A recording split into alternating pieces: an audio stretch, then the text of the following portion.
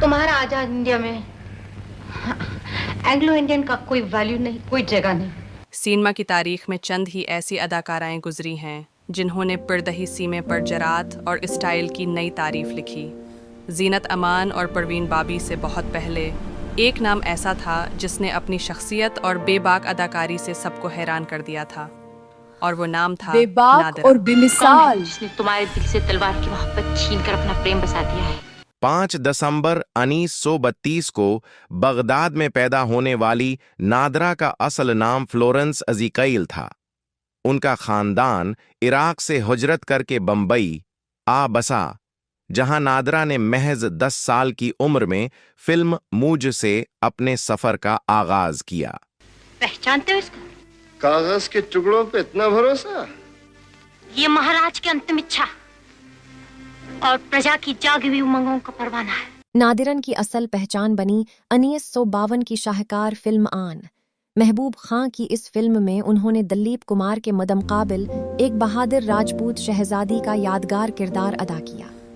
वो अपनी नफीस और प्रकशिश शख्सियत की बदौलत जल्द ही विम्प और अबोलड किरदारों के लिए मशहूर हो गईं। कल जो लोग हमारे सामने सर उठाने की हिम्मत नहीं करते थे, आज वो हमारी आंखों में आंखें डालकर इस तरह घूरे। फलम श्री 420 का गा और जोली जैसी फिल्में नादिरा ने हर किरदार में अपनी इनफरादियत साबित की। तुमको डांस करने के बाद शशि इंडियन के सिवा और कोई नहीं मिला? जूली, तुम भूलता है रिचर्ड अपना आदमी है, अपना जात वाला है। कल रात जो हुआ वो फिर नहीं होना मांगता। फिल्म जोली के लिए उन्हें बेहतरीन मुआविन अदाकारा का फिल्म फेयर अवार्ड भी दिया गया। मेरी बराबरी करते हो? तुम हो कौन? तुम्हारी हैसियत क्या है? मैंने चंद घंटों के लिए तुम्हें एक नई जिंदगी उधार दे दी तो दिमाग खराब हो गया। हम लोगों की बराबरी करते हो? नादिरन अपने दौर की महंगी तरीन अदाकारा थीं। वो फिल्म इंडस्ट्री की इन पहली चंद स्टार्स में से थीं जिनके पास इस वक्त रोल्स रॉयस जैसी प्रत्याश गाड़ी थी। उनका फैशन सेंस और शाहाना अंदाज उन्हें अपने वक्त की स्टाइल आइकॉन बनाता था। खतरनाक इरादा।